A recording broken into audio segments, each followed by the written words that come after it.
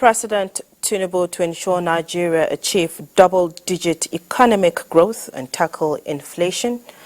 Plus, World Food Programme pledges support federal government's Zero Hunger program. These and more on today's Panorama. I am Frama Panyi.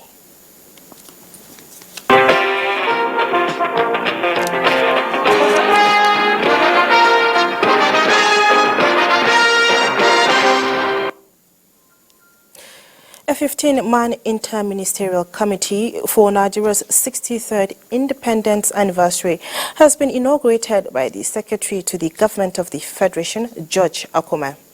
Kenneth Nanim reports the SGF expressed confidence in the personality of the committee members to deliver on their mandate. Nigeria's 63rd independence anniversary will take place on the 1st of October 2023, and activities lined up for the celebration will kickstart with a World Press Conference on the 25th of September, while other events are scheduled as follows. Secretary to the Government of the Federation, George Akume, disclosed this while inaugurating members of the Planning Committee that will take charge. Time is of essence regarding the preparation of the 63rd Independence Anniversary celebration.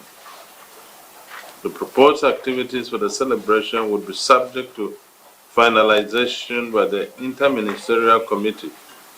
The terms of reference of each subcommittee and list of membership will be sent by the Secretariat, while subcommittee secretaries will present their budgets for consideration and approval. The members include Ministers of Information and National Orientation, Interior, Finance, Coordinating Minister of the Economy, Foreign Affairs, and the FCT. Others are National Security Advisor, Inspector General of Police, Director General, Department of State Service, and the Commander, Guards Brigade. Permanent secretaries in the Office of the SGF and the Ministry of Health are also members. The anniversary, the SGF also explains, will afford the federal government the opportunity to showcase its achievements in addressing the socio-economic challenges being faced by the country. Kenneth Nanim, NTA News. The Senate has described as ludicrous and unthinkable allegations on the purported allocation of 100 million naira to each legislator in the National Assembly. A statement from the Chairman, Senate Committee on Media and Publicity, Senator Yemi Adaramodu, says there is no such allocation, neither is it budgeted for. He expressed unhappiness that those behind the allegations want to bring the Nigerian Parliament to disrepute and pitch members against the Nigerian public. The statement urged the public, especially Nigerian workers, to disregard the unscrupulous elements as legislators are eternally with the people. It warned that the National Assembly shall henceforth not hesitate to take constitutional and legal actions against merchants of rumors and ill will against lawmakers. Now, there is renewed commitment by President Bola Ahmed Tinubu to ensure Nigeria achieve double-digit economic growth and tackle inflation. The Minister of Budget and Economic Planning, Senator Abubakar Bagudu, gave the assurance at the 22nd edition of Joint Planning Board and National Council on Development Planning meetings in Osogbo. Femi Afariogun has the details.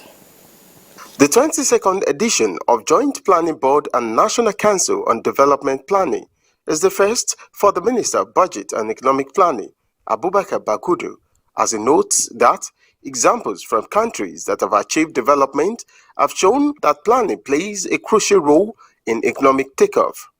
The minister is advocating for a robust interface between heads of state economic planning administration and that of the national level to create a meaningful communique for the National Economic Council. More than anything else, we are a federation and our fates are tied together.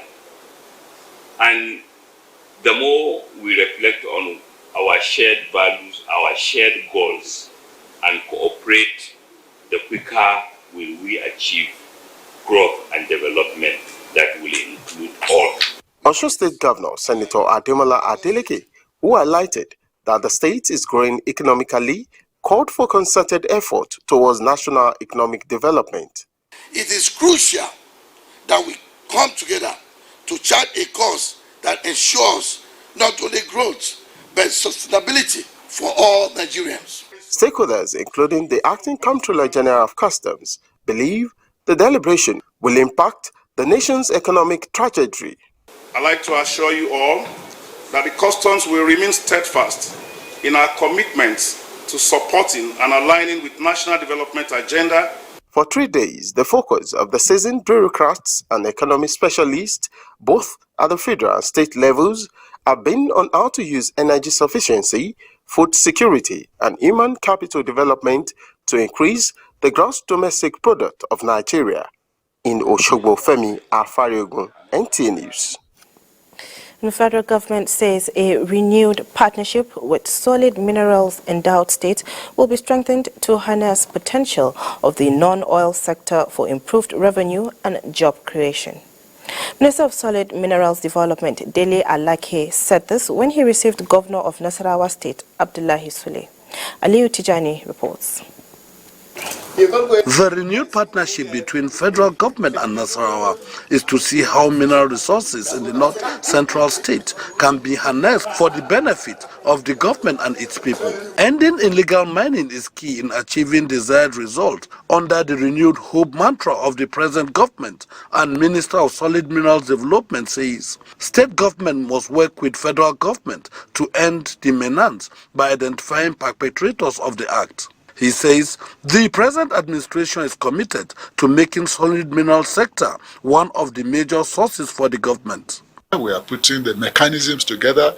We are crossing the T's and dotting the I's to make sure that Nigeria as a nation derives maximum benefit from this God-given gift of minerals that are in abundance in Nigeria. We are going to harness and utilize efficiently, effectively, and proficiently to ensure that Nigeria really expends the resources also judiciously. I came first to congratulate him as a brother, as a friend, who earns it, and I'm happy to see that he's also very excited to be here, and he has been working on it. So it looks like it is going to be win-win situation for Nigeria here. This is the first engagement between Governor Abdullahi Sule and Minister of Solid Mineral Development since the appointment of the minister. In Abuja, Aliyu Tijani, NTA News. Nigeria's mining roadmap was investors' toast as the 21st Africa Down Under Conference in Perth, Australia ends. Investors beseech the exhibition booth of the Ministry of Solid Minerals at the venue of the event following the announcement of enticing package of incentives unveiled by the Minister of Solid Minerals, Mr. Dele Alake, at the 4th session. Statement by the Head of Information, Ministry of Solid Minerals Development, Alaba Balogun, the Minister Dele Alake informed investors of government's plan to set up the Nigerian Solid Minerals Corporation as the interface between the global mining industry and Nigeria, adding that the laws permit investors to take profits out. He notes that the major plan to show the government's readiness to assist investors is the massive investment into geoscientific investigation of the country's minerals, their grade and quantum to enable investors project with great certainty the cost of their investments and the profits they can make. On their part, the investors commended the proposed Nigerian Solid Minerals Corporation as a step in the right direction. And President Bola Tinubu's passion in leading the process of entrenching a lasting democracy on the continent and extending Nigeria's brotherhood globally has been acknowledged. This was at an engagement between the Minister of Information and National Orientation, Muhammad Idris Malagi, at the Angolan ambassador to Nigeria, Jose Zhao. Saluhu Gwanara reports.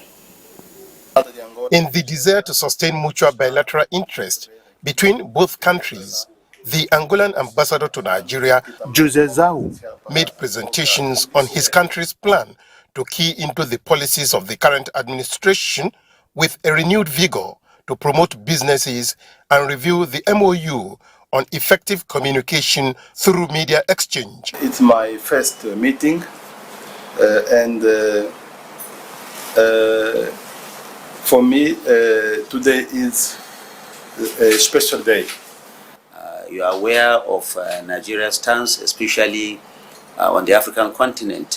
Very recently, the happenings in Niger and in other places in Africa. Nigeria is taking a leading role to make sure that democracy and the democratization process that is all over Africa is further entrenched. On national issues, the Chief Commissioner of the Public Complaint Commission, Abimbola Yusuf, and the commissioners from across the country interacted with the Minister of Information and National Orientation on the Commission's readiness to promote purposeful leadership among public officials for the good of the citizens. We therefore pray you consider and facilitate approval for the establishment of the Ombudsman Radio for the Commission. What you need more is not just arbitration. You need orientation first. It is when people have the desired orientation and reorientation that they will begin to see the need for them to do the right thing. And once the right things are done, there will be less need for arbitration. There is less need for people to even complain about. The minister said government has already put machineries in motion to explore the strength of government agencies to promote a just and corrupt-free society. In Abuja, Saliu Gwanara, NTA News. In another engagement, the Minister of Information and National Orientation, Mohammed Idris Malagi, made case for political parties' supremacy. At an engagement with North Central stakeholders of the All Progressive Congress, he says this will fast-track and guarantee good governance. Again, Salihu Gwanara has the report. The minister says at the inception of democracy in the First and Second Republics, party supremacy played a significant role in promoting Nigeria's unity in diversity. This ideology, he believes, if revived, will promote intra-party peace, inclusive governance, and ensure speedy delivery of the democratic tenet. North Central had done very, very well in the last election. And in view of this, Honourable Minister, we want you and your colleagues and the party to work in tandem and on the same page to ensure that the interest of North Central is protected. The governors, come ministers, come the party leadership, to ensure that we don't become caterpillar that makes the road, that is refused to work on the road. I am hopeful that our women will also be considered for other board appointments. And I believe that the party should actually guide the way, democratic processes are implemented in this country. I think we should return to that. We've seen that happen in the NPN days. We saw how the party was so strong. I will play my part to ensure that that strength that the party used to have, we give it back to the party, because we lose nothing by doing that. Members of the All Progressives Congress from the North Central Geopolitical Zone are on a solidarity visit to the minister as the leader of the party in the zone. In Abuja, Saliu Gwanara, NTA News. The Board of Trustees of the People's Democratic Party says it is monitoring and studying the outcome of cases in various election tribunals with regard to the level of adherence and respect to the rule of law and evidence before such courts. This was at its 75th meeting at the PDP headquarters in Abuja. Correspondent Timothy Yusuf reports. It's the first meeting of the Board of Trustees of the PDP after the last general election and 75th in the series. Members reviewed the state of affairs of the nation and the party. Their meeting ended with a 10-point communique restating its rejection of the judgment of the Presidential Election Petition Court in upholding the declaration of the All Progressives Congress as winner of the February 25, 2023 presidential election. I also call an appeal to all members of the BOT to refrain from making provocative and incisive public statements about the ongoing presidential election case and the party as we seek justice at the Supreme Court. What's happening within the party after the election? We find ourselves in this situation due to certain actions and inactions of all of us. The BOT assured Nigerians that despite its challenges, the PDP remains united, stronger and more determined to continue to lead the charge to improving the country's democracy. Members of the PDP Board of Trustees later visited the party's presidential candidate, Atiku Abubakar, where they pledged their continued support to his candidacy, hoping that he would emerge victorious at the Supreme Court. Timothy Yusuf, NTA News. This is Panorama. We'll take a short break. We'll be back in a moment.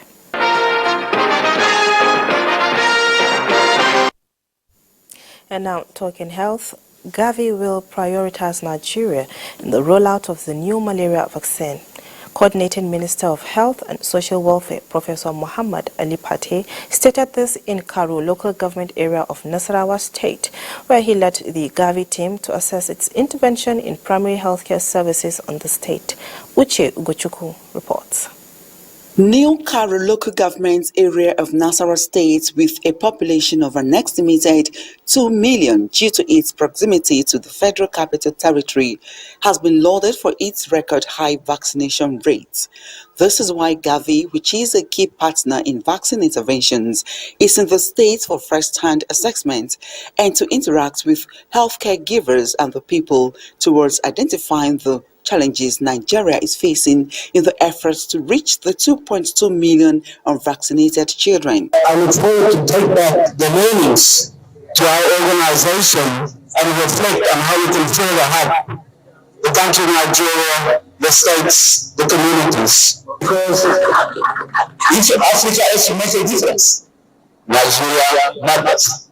If Nigeria has to make a difference, Nasarawa matters. We will live to see a day in the not too distant future where no child will be missed. There will be equity in the availability and distribution of vaccine, and we will now begin to think about how we can use this as a pedestal for individuals to be healthy, communities to thrive, and Nigeria prospers.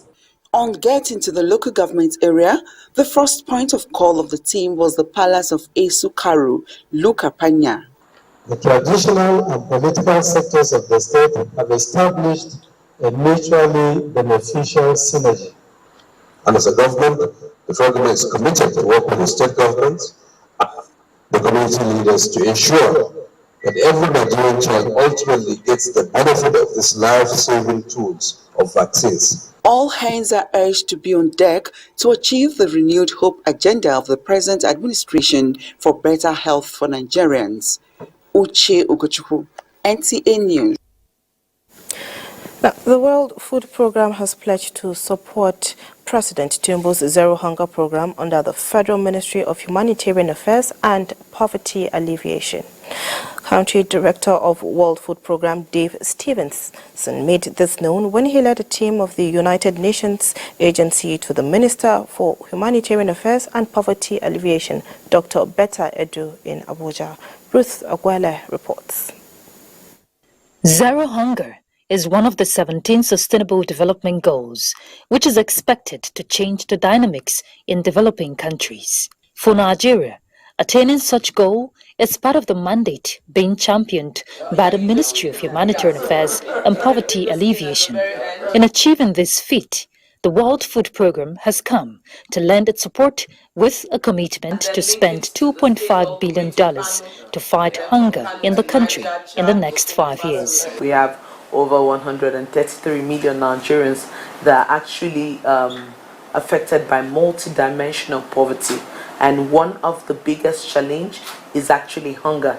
So we're targeting both pregnant women, children under 5, school feeding, other persons of concern, including refugees.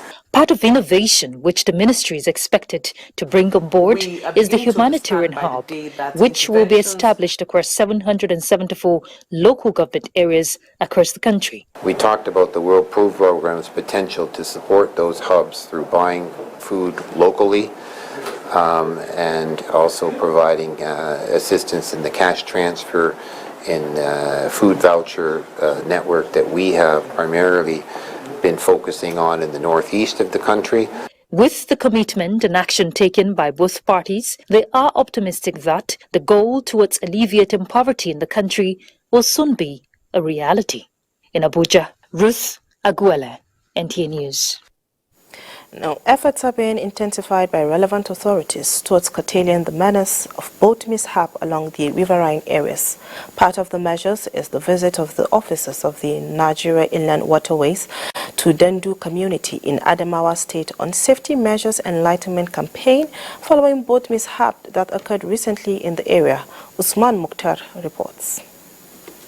By the Nigerian Inland Waterways Authority is to commiserate with the community on the sad incident, as well as enlighten them on safety measures while embarking on water transportation. Leader of the delegation, the area manager Naiwa Nanajika, stressed the need for both paddlers and the passengers to always avoid overloading and night traveling, as well as ensure use of life jackets. She reiterated the commitment of the authority to enforce safety regulations to safeguard lives and well-being of the people. We are here to enlighten the community on the safety of water and use of life jackets when traveling on the water. We are looking at the areas of training, more training. Nobody will ply a boat if he doesn't know how to operate. Nobody will ply a boat if he doesn't want to comply or he doesn't understand or take safety rules very, very important. The delegation is expected to proceed to Green in Fufur local government area where the second incident occurred on the same mission. In Yola, Usman Mukhtar, NTA News. Now talking security. Any attempt by unscrupulous elements to sabotage the economic revival that the country is about to witness will be confronted with stiff opposition. Francis Form reports that the acting IGP, Kayode Egbetokun, gave the warning at a meeting with strategic police managers while assuring government of its readiness in providing the needed security and enabling environment for all legitimate businesses and other economic activities in the country. This is the acting IGP's meeting with strategic police managers, and the agenda is to review the internal security situation in the country, enumerating operational plans towards placing the off-season governorship elections in Kogi, Imo and Bayelsa states in November. Nobody should have any fear about how safe or how secure these elections are going to be in November. Just 3 states, it's very convenient for us to deploy. In furtherance of the force resolve to ensure that all forms of violent crimes in the country are confronted head-on, a team of instructors from the force training institutions have been selected to embark on specialized training in abroad. An initiative aimed at equipping our personnel with advanced skills and techniques for handling complex security challenges across the country. Another feat recorded in the fight against car theft is the automation of the Central Motor Registry, and this, acting IGP Egbetokun said, has revolutionized the force response to the challenge of stolen vehicles in the country that resulted in the arrest of 10 notorious cyber criminals and have since been charged to court. Deployment of technology for the Safe School initiative is also expected to commence. This, the acting IGP said, will boost the operational activities of the School Protection Squad. Meanwhile, the acting IGP warns that the killers of Ahoda DPO will be dealt with severely. Francis Form, NTA News. Let's join Olumide Eguntola for update on stories trending in the sporting world. For the second time within few days, Nigerian international Victor Osimhen has been shortlisted for major football awards after he became the first Nigerian male footballer to be shortlisted for the Best FIFA Men's Player Award. He was also shortlisted for Ballon d'Or Award. From the continental scene, Nigeria's Rivers United will take on Etoile FC of Cote d'Ivoire in the CAF Confederations Cup second round preliminary first leg tie on Sunday. The match is slated for the 20,000 capacity municipal stadium in Cote d'Ivoire. In American football, the 2023 season of Showtime League resumes on the 24th of September with exciting matches to look out for in flag football. A total of 10 teams will feature in the league with 9 rounds of matches. The curtain raiser will see Showtime All-Stars take on defending champions Outlaws on Sunday, 17th September. The league commission says the long-term goal is raising a team for Nigeria for the 2028 Olympics. We want to grow this sport of American football through flag football, right? And we want to use this sport to also grow and develop athletes in Nigeria. In another news, the Oyo State Sports Writers Association has charged the new Commissioner for Youth and Sports, 29-year-old Wasilat Adefemi Adegoke, to focus more on revival of grassroots sports, especially school games, which is the hub of talent discovery. The chairman of the association, Niyi Alebioshu, also called for youth empowerment using sports. With sports update, Olumide Guntola, NTA News. And that's our package on Panorama today. We thank you for being a part of it. I am Frama Panye. Do enjoy the rest of your day.